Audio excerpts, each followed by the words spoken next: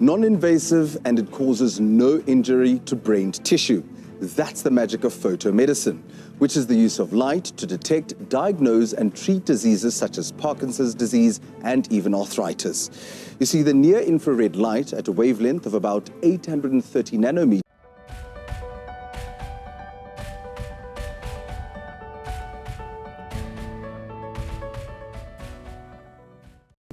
is able to penetrate the skull to up to about 5 centimeters, allowing neurologists to treat many musculoskeletal conditions. Here's Claire. Thank you, African man in a suit. This is the big homie, Light and Love, coming to you with an important news flash from Detroit, Michigan. We've just realized that all colors in the light spectrum are contained within and produced by the sun. The use of lasers to treat medical conditions is part of a larger branch of medicine called photomedicine. Photomedicine is the study of the use of light to diagnose and treat disease. This includes laser therapy. The intensity of lasers can be controlled, from cutting metal to low-level lasers that are safe to use on human skin. Oh yeah, family. Don't be confused. All a laser is concentrated light. When it comes out a light bulb, you know it goes everywhere. Well, if you can concentrate into a single string, that's a laser. In the past, researchers have found that certain frequencies of light have healing properties. This is low.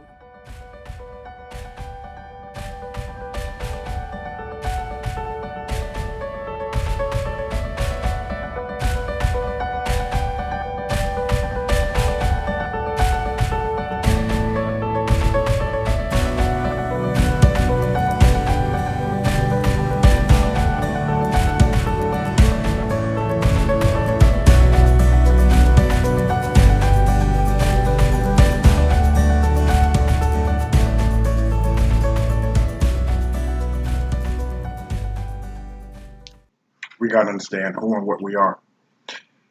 You are a solar-powered avatar, nothing more. You are a spirit driving around in an electric avatar, and you get your charge from the sun. Period. There can be no life on this planet without the sun. It's real simple. So our ancestors venerated and paid homage to and gave its due respect to the sun. They didn't worship the sun, but they understood the life producing and sustaining capabilities of the sun. Every color in the spectrum is within the sunlight that you see outside your window. Every spectrum, every different color has a different job and a different ability. Okay, so when you go in the barber shop, they'll have the black lights, the ultraviolet boys, sitting over the top of their clippers and their equipment to clean them, because ultraviolet light kills bacteria and germs. Infrared light has a specific duty. Every color has its duty as to what it does. And in relation to your body, again, your body is a solar-powered avatar. You're running off of electricity. Light is able to penetrate tissue.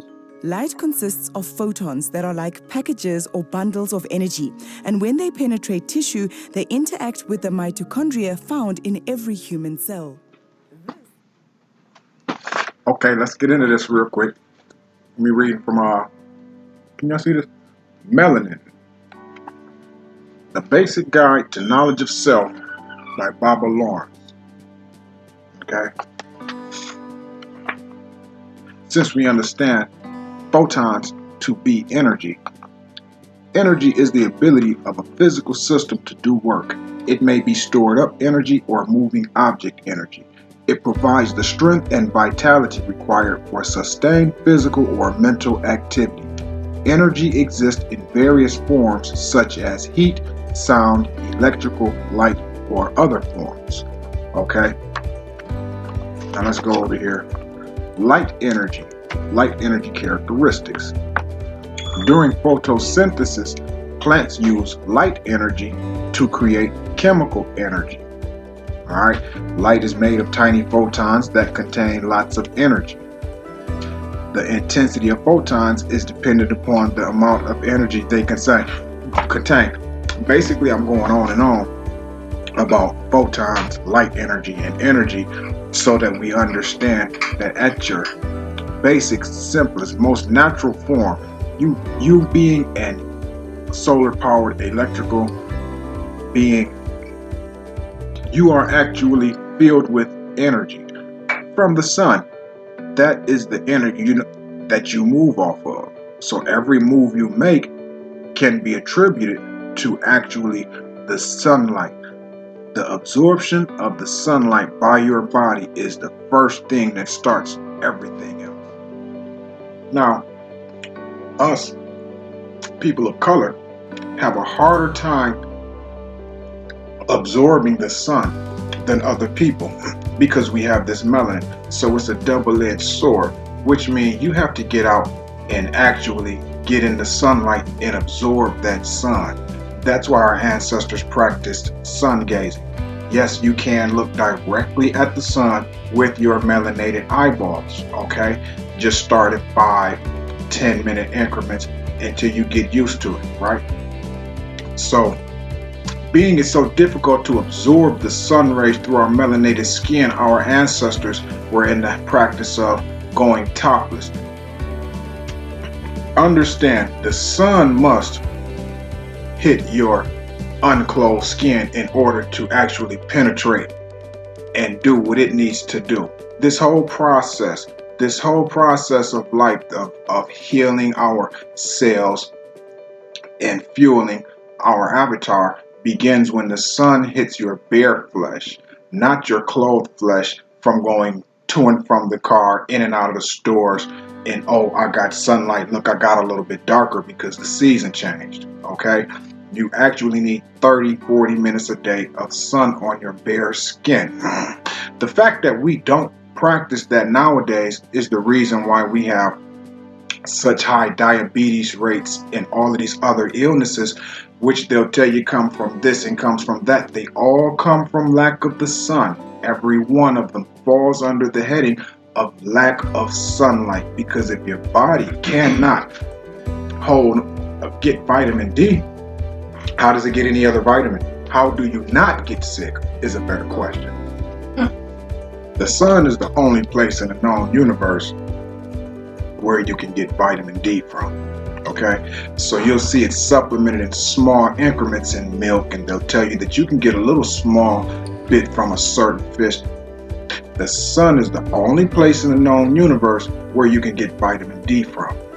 That's important because vitamin D is the vitamin that allows your body to store every other vitamin. Without vitamin D, your body simply cannot work.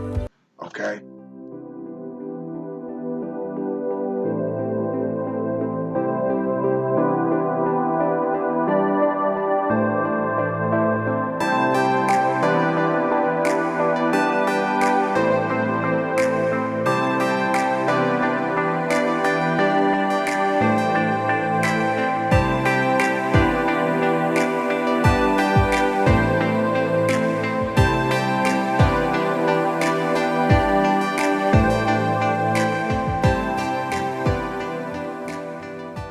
It helped controlling germs in human habitats and on human skin as well.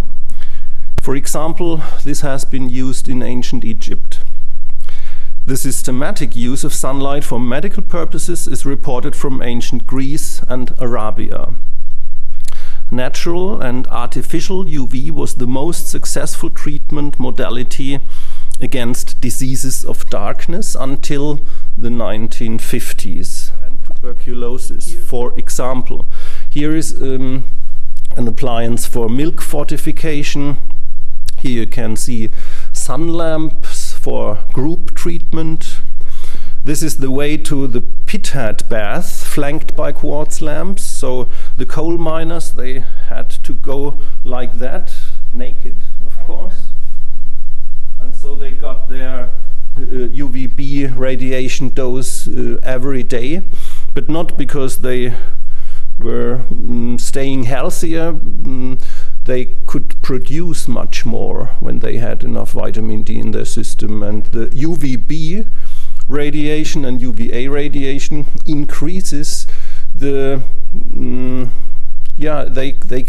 they could work much better after the treatment with ultraviolet light.